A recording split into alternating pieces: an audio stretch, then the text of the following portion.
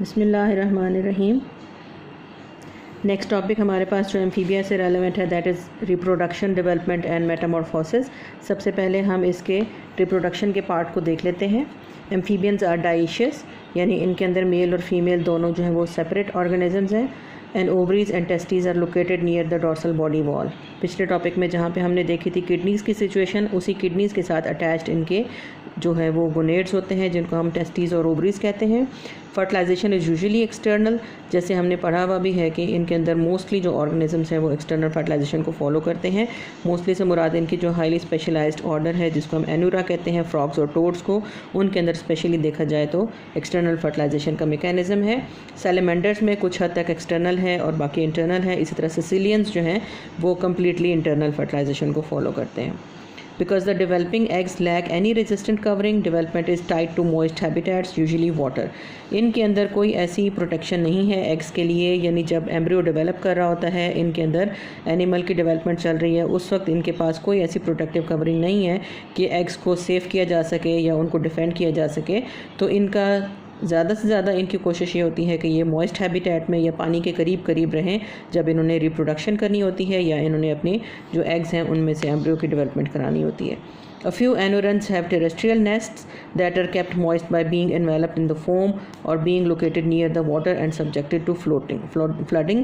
इसमें यह है कि वो एनुरेंस, वो फ्रॉग्स और टोड्स जो कि खुश्की पे रहते भी हैं, फॉरेस्ट्स के अंदर रहते हैं, और जब उनके अंदर रिप्रोडक्शन होती है अव्वल तो वो पानी के करीब आ जाते हैं, मॉइस्ट हैबिटेट के अंदर आ जाते हैं या उसके करीब ही रहते हैं, ताकि जल्दी से जल्दी जैसे ही उनके अंदर एम्ब्रियोज़ की डेवलपमेंट स्टार्ट होती है तो पानी वहाँ पे अप्रोच करके उसको अपनी लहरों के साथ ले जाए और पानी के अंदर उनके टैडपोल्स जो हैं वो फिर आगे सर्वाइव कर सके और डेवलप कर सकें। In a few species, larval stages are passed in the egg membranes and the immatures hatch into the adult-like body. कुछ ऐसे भी हैं इनके अंदर एनिमल्स, कुछ ही कह सकते हैं जो कि फ्यू इनके अंदर एनिमल्स हैं वो बेसिकली एग मेम्ब्रेन्स के अंदर रहते हुए, या आप कह सकते हैं कि उनके अंदर इंटरनली, जिसको हमने ओवोविविपैरिटी या विविपैरिटी का नाम दिया हुआ है, उनमें से कुछ एनिमल्स ऐसे भी हैं जो एग मेम्ब्रेन्स के अंदर रहते हुए या मदर की बॉडी के अंदर ही डेवलप कर रहे होते हैं, और जब उनके अंदर ट्रांसफॉर्मेशंस हो जाती हैं यानी मेटामॉर्फोसिस कंप्लीट हो जाता है, उस वक्त उनकी हैचिंग होती है और वो उस वक्त वो बॉडी से रिलीज़ किए जाते हैं। The main exceptions to external fertilization in amphibian are the salamanders. Only 10% of salamanders have external fertilization. All others use spermatophores and fertilization is internal. इसमें यही है कि फ्रॉग्स और टोड्स को तो हमने देख लिया कि एक्सटर्नल फर्टिलाइजेशन टोटली इनके अंदर फॉलो की जाती है, जबकि सैलेमेंडर्स जो हैं उनमें पॉपुलेशन का 10% जो है वो एक्सटर्नल फर्टिलाइजेशन को फॉलो करता है, जबकि 90% जो है वो इनके अंदर इंटरनल फर्टिलाइजेशन होती है। और इंटरनल फर्टिलाइजेशन के लिए वो एक यूज़ करते हैं फिनोमेनन जिसको हम स्पर्मेटोफोर फॉर्मेशन कहते हैं। स्पर्मेटोफोर्स बेसिकली क्या हैं, स्पर्म्स के पैकेट्स की फॉर्मेशन है, और इसको ये फीमेल तक आइदर खुद ट्रांसपोर्ट कर देते हैं या फीमेल्स उनको अपने क्लोएका के थ्रू पिक कर लेती हैं और उसके बाद इंटरनली उनकी फर्टिलाइजेशन पॉसिबल हो जाती है। Eggs may be deposited in the soil or water or retained in the oviduct during development. जैसे ही फर्टिलाइजेशन हो जाती है उसके बाद इनके पास ऑप्शंस होती हैं, डिफरेंट एनिमल्स के पास डिफरेंट है, तो उनमें एग्स को या तो वो रिलीज़ कर देते हैं फर्टिलाइज्ड एग्स को और ज़मीन के अंदर भी दबा सकते हैं या पानी के अंदर भी रिलीज़ कर सकते हैं, या फिर फीमेल अपनी ओवरीज़ के अंदर या ओविडक्ट्स के अंदर भी इनको रिटेन कर सकती है ताकि वहीं पे उसकी डेवलपमेंट कराई जा सके। तीसरी कैटेगरी जो कि सिसिलियंस की है, caecilians have internal fertilisation and 75% have internal development, यानी सिसिलियंस सारे के सारे जो है वो मेल अपने स्पर्म्स को आइदर फीमेल के अंदर डिपॉजिट करता है या फीमेल उनको पिक करके अपनी बॉडी के अंदर ही फर्टिलाइज़ करवाती है, और इनके अंदर ज़्यादातर जो ऑर्गेनिजम्स हैं, ज़्यादातर जो सिसिलियन यानी 75% तक का जो इनका कंटेंट है वो फॉलो करता है इंटरनल डेवलपमेंट को, यानी फीमेल की बॉडी के अंदर ही जो एम्ब्रियो है वो डेवलप करता है।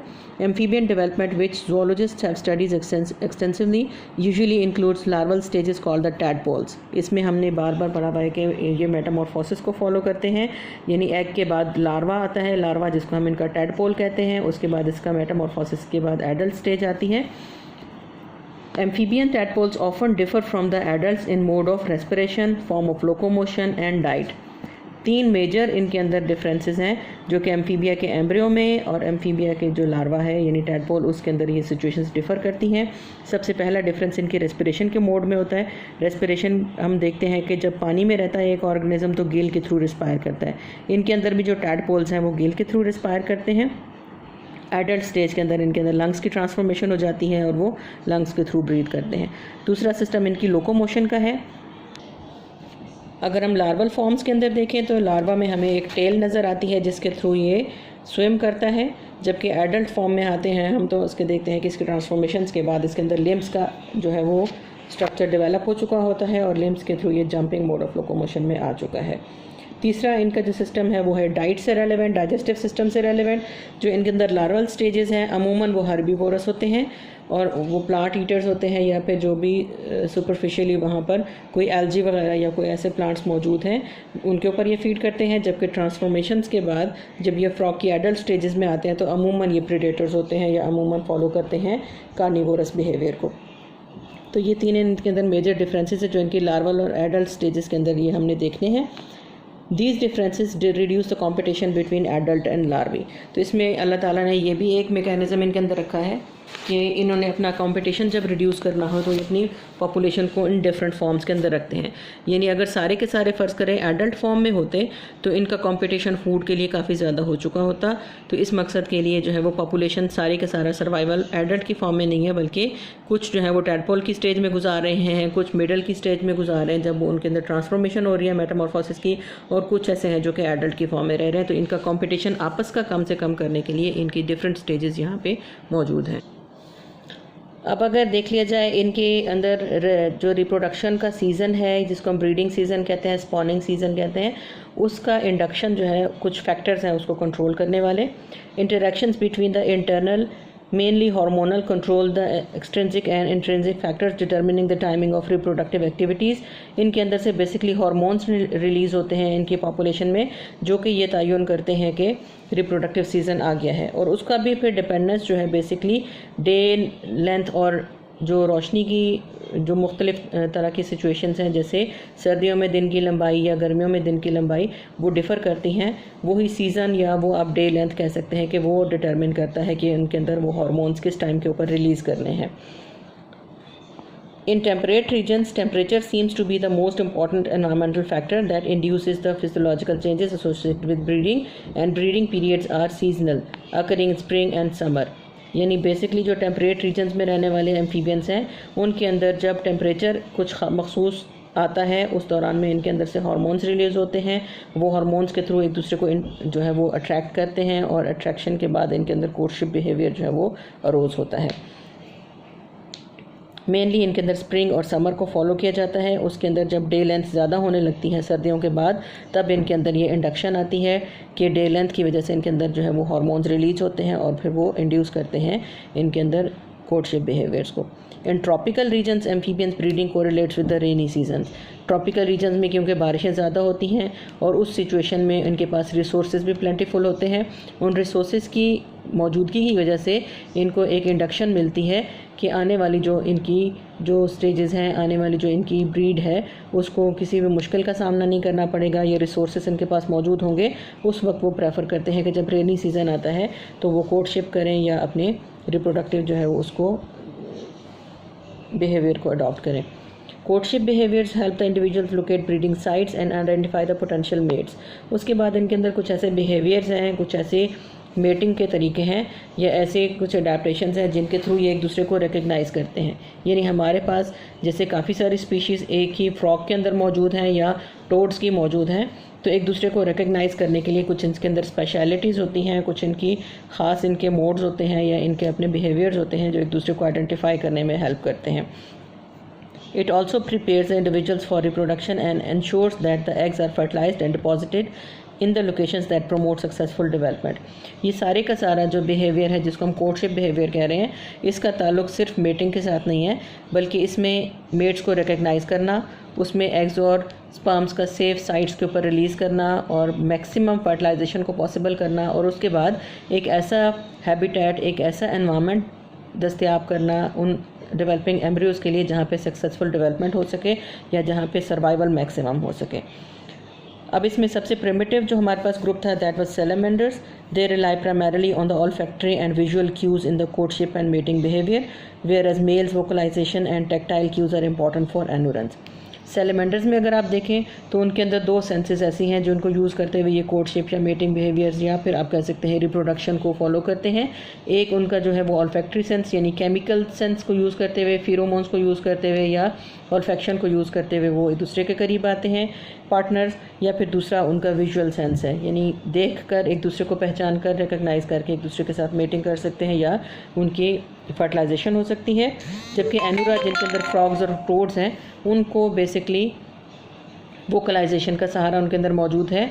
हमने सुना है जो बहुत जगहों पे बहुत अमूमन रात के वक्त में या जैसे टराने की आवाज़ें आती हैं फ्रॉग्स के और बहुत दूर दूर से सुनाई देती हैं, तो बेसिकली इनके अंदर वोकलाइजेशन का प्रोसेस जो है वो इनके मेटिंग बिहेवियर के लिए बहुत इनके हेल्प करता है या उनके लिए एक ख़ास टूल मौजूद है जो कि उनको रिप्रोडक्टिवली जो है वो सक्सेसफुल बनाता है। Many species congregate in one location during the times of intense breeding activity. इनका जितने भी इनके पास क्यूज़ है या जितने भी इनके पास मोड्स हैं इसकी कोर्टशिप बिहेवियर के, उसको यूज़ करते हुए इनका मकसद क्या होता है कि पॉपुलेशन जितनी भी इधर उधर स्प्रेड मौजूद है उसको इकट्ठा करना एक जगह के ऊपर। एक ब्रीडिंग साइट इनकी, यानी आप एक पॉन्ड कह सकते हैं, एक जौहर ऐसा है या जहाँ पे एक मॉइस्ट जगह है जहाँ पे पूरी पॉपुलेशन को ये बुला कर इकट्ठा कर लेते हैं। चाहे वो केमिकल सेंस को यूज़ करें चाहे वो वोकल सेंस को यूज़ करें, तो एक दूसरे को वो बुलाकर एक जगह कॉन्ग्रीगेट कर लेते हैं, यानी इकट्ठा होकर मजमा बना लेते हैं। और इसका मकसद बेसिकली यही होता है कि जितनी इकट्ठी एक ही जगह पर एक पूल बनेगा एग्स और स्पर्म्स का, उतनी मैक्सिमम फर्टिलाइजेशन जो है वो पॉसिबल हो जाएगी। Male vocalizations are usually species specific and function in the initial attraction and contact between the mates। पहला क्लू जो यूज़ करते हैं वो अपनी आवाज़ का है, अपनी वोकल सेंस के थ्रू एक दूसरे को बुलाते हैं और जब एक दूसरे के करीब आते हैं उसके बाद ये विजुअल सेंस को यूज़ करते हुए एक दूसरे के साथ कॉन्टैक्ट कर सकते हैं। After that, tactile cues become more important. The male grasps the female, his forelimbs around her waist so that they are oriented in the same direction and the male is dorsal to the female। इस figure में यही चीज़ दिखाई गई है। Basically इस process को amplexus कहते हैं। This position is called amplexus and it may last from 1 to 24 hours। During amplexus, the male releases the sperms as the female releases the eggs। यानी ये एक ऐसी पोजीशन है जिसको हम एम्प्लेक्सस का नाम दे रहे हैं। इसमें मेल जो है वो फीमेल की डॉर्सल साइड के ऊपर, मेल जो है उसका साइज़ छोटा दिखाया गया है, फीमेल जो है वो साइज़ में बड़ी है। तो उसमें मेल जो है वो फीमेल को उसकी वेस्ट के इर्द गिर्द से ग्रिप कर लेता है। फीमेल जैसे जैसे अपने एग्स रिलीज़ करती जाती है, मेल जो है ऊपर से अपने स्पर्म्स को रिलीज़ करता जाता है और इस सिचुएशन को हम एम्प्लेक्सस बेसिकली कह रहे हैं, जिसमें फर्टिलाइजेशन के मैक्सिमम चांसेस मौजूद हैं। एम्प्लेक्सस की सिचुएशन को आप इस फिगर में भी देख सकते हैं। इसमें हम नज़र आ रहा है कि बेसिकली नीचे जो 2 फ्रॉग्स हैं, मेल और फीमेल पार्टनर्स, उनके पास इर्द गिर्द बहुत सारा जो है वो मकदार में एग्स और स्पर्म्स जो है वो उनका इकट्ठा होना, ये इस बात का सबूत है कि उनके पास बेसिकली एक्सटर्नल फर्टिलाइजेशन के मैक्सिमम चांसेस यहाँ पे एग्जिस्ट करते हैं।